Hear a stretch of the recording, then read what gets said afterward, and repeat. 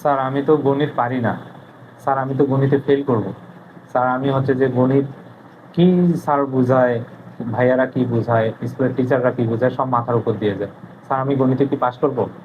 দেখো, তোমরা যারা এসএসসি 27 ও 28 বছর স্টুডেন্ট আছো, আমি তোমাদের এই পরামর্শটা দিব না যে কিভাবে তোমরা গণিতে পাস করবে।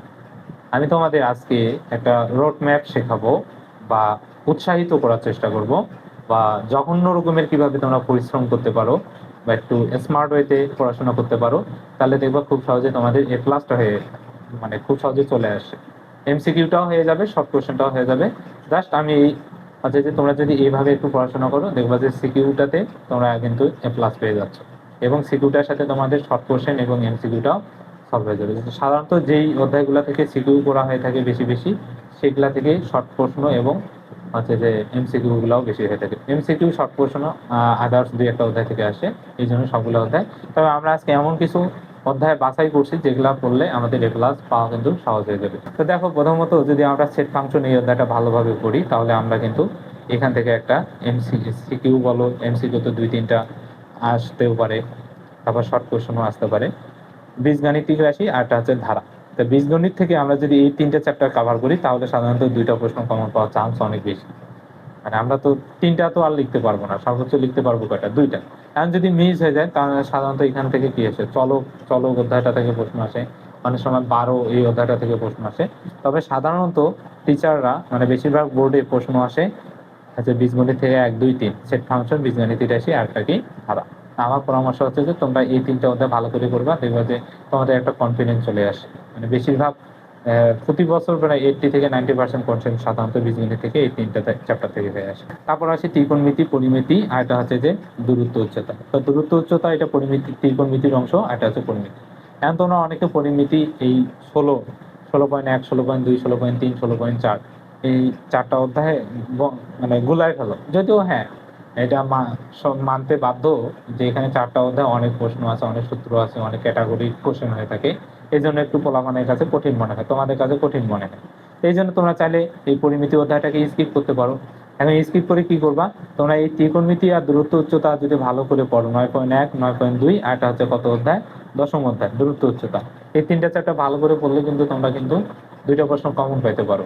দুইটা প্রশ্ন যদি কমন নাও পাও, তো 20-এর মধ্যে তোমরা অন্তত 15-16 কমন পাবা। কারণ অনেক সময় এই ত্রিকোণমিতি দূরত্ব উচ্চতা থেকে পরিমিতি অঙ্ক ঢুকাই দেয় 2 নম্বরে। অনেক সময় আবার পরিমিতি আলাদাভাবে, সাধারণত পরিমিতির প্রশ্ন আলাদাভাবেই আসে। ত্রিকোণমিতি দূরত্ব উচ্চতা দুইটা, এখান থেকে একটা, এখান থেকে একটা, এখান থেকে একটা, সাধারণত হয়ে থাকে এইভাবে তিনটা। তবে যদি অনেক সময় কোশ্চেনটা একটু যদি কমপ্লিকেটেড জটিল করতে চায়, পরিমিতি থেকে প্রশ্ন ঢুকাই দেয়। তো তারপর তো তুমি 16 পাচ্ছ। এই জন্য আমার পরামর্শ হবে পরিমিতিটা তুমি স্কিপ করবা।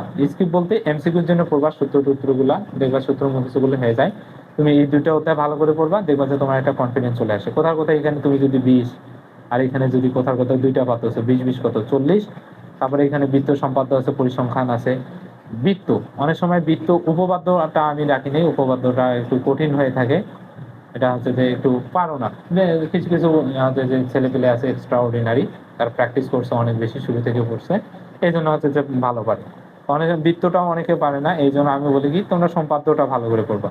বৃত্তটাতে ওই প্রশ্নটা যা আছে ওইটা যদি আমরা বিশেষ নির্বাচন, সাধারণ নির্বাচন এবং চিত্রটা আগে দিই, তাহলে কিন্তু খ আর গ নম্বরে আমরা কিন্তু 2 2 করে পাই।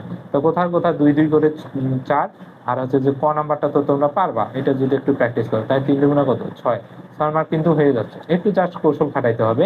আর সম্পাদ্য হচ্ছে যে তুমি যদি চিত্রটা সুন্দরভাবে আঁকতে পারো, আর ওই চিত্রটা অনুযায়ী ভাষাটা যদি সুন্দরভাবে খাতায় সুন্দরভাবে উপস্থাপন করতে পারো, তাহলে কিন্তু তুমি এখানে 10-এ 10 পাবা। ক নাম্বারটা তো পারবা, এটা তো বুঝতে পারতেছি। খ গ সাধারণত সম্পাদ্যগুলো বইয়ের হচ্ছে যে যে সম্পাদ্য 1, সম্পাদ্য 2, সম্পাদ্য 3, এটা হচ্ছে সাধারণ অন্তর দেওয়া থাকে, আর একটা হচ্ছে সমষ্টি দেওয়া থাকে, আর একটা হচ্ছে যে পরিসীমা দেওয়া আছে, দুইটা কোণ দেওয়া আছে, অন্তর্ভুক্ত কোণ, ত্রিভুজটা কি করে অঙ্কন করে। এই তিনটা থেকে বেশি আসে। এর বাইরে যদি আসে, সামান্তরিক আসতে পারে, আয়ত আসতে পারে, বর্গ আসতে পারে, রম্বস আসতে পারে। তো তোমরা একটু একটু আঁকাআঁকি করে নিয়ে নিবা, তাহলে কিন্তু তুমি সম্পাদ্য থেকে পেয়ে যাচ্ছ। কোথাও কোথাও 10, ওখানে যদি না পাও, আমি 8 ধরে নিলাম, তারপর তো তুমি একটা মার্ক পাচ্ছ। তোমার উপপাদ্যটা স্কিপ করবা। সম্পাদ্য বৃত্তটা তো বলেই যেরকম প্রশ্নের যে জিনিসগুলো, ওগুলো যদি একটু বাসায় প্র্যাকটিস করো, 2-4টা কোশ্চেন, বোর্ড কোশ্চেন, তাহলে তুমি একটা আইডিয়া পেয়ে যাবে। আর পরিসংখ্যান তো পারোই সবাই মোটামুটি, তো এইখান থেকে তো 10 পাচ্ছে। তো দেখো, এই কয়েকটা চ্যাপ্টার যদি তুমি ভালোভাবে করো, এখানেও আমি একটা চ্যাপ্টার স্কিপ করে দিলাম, পরিমিতি। ভালোভাবে করো, তাহলে কিন্তু তুমি মানে পাস তো করবাই, একটা এ প্লাস পাওয়ার মতো তোমার একটা প্রিপারেশন হয়ে যাবে। আমি মনে হয় তোমাদের বুঝাইতে পারছি, এই জন্য ভয় পাওয়ার প্রয়োজন নাই। জাস্ট এই অধ্যায়গুলো প্রথমে তুমি ভালো করে কভার করে নাও, দেখবা যে এসিতে এ প্লাস আনার তোমার এই কৌশলটা অনেক বেশি কাজে আসবে। এবং আমার জন্য দোয়া করবা, দোয়া করতে বাধ্য হবা। তো তোমাদের জন্য শুভকামনা থাকলো, তোমাদের প্রতি আমার দোয়া রইলো। তোমরা এই কয়েকটা চ্যাপ্টার ভালোভাবে করো, দেখবা যে আশা করা যায় খুব সহজেই তোমরা তোমাদের গণিতের প্রতি একটা কনফিডেন্স চলে আসবে। আর যখন গণিতের প্রতি কনফিডেন্স চলে আসবে, আমি তো পারতেছি, তখন দেখবা যে অন্যান্য চ্যাপ্টারগুলো তুমি আস্তে আস্তে পড়া শুরু, তাহলে দেখো এ প্লাস পাওয়া কিন্তু সহজ হয়ে গেল। ঠিক আছে, আশা করি এই কয়েকটা চ্যাপ্টার তুমি একটু ভালোভাবে পড়ে নাও, দেখে নাও যেখানে পড়তেছো। আর যদি তোমাদের এই মানে অধ্যায়গুলো সম্পর্কে যদি ভয় পাও, তাহলে আমি চোরামি বুদ্ধি শিখাবো, কিভাবে চোরামি বুদ্ধির মাধ্যমে তুমি কিভাবে বীজগণিত, সে ফাংশন, সম্পাদ্য, বৃত্ত, পরিসংখ্যান, ত্রিকোণমিতি অঙ্কগুলো করতে পারো, সেগুলো আমি ধারাবাহিকভাবে ভিডিও আপলোড করার চেষ্টা করবো। ধন্যবাদ সবাইকে।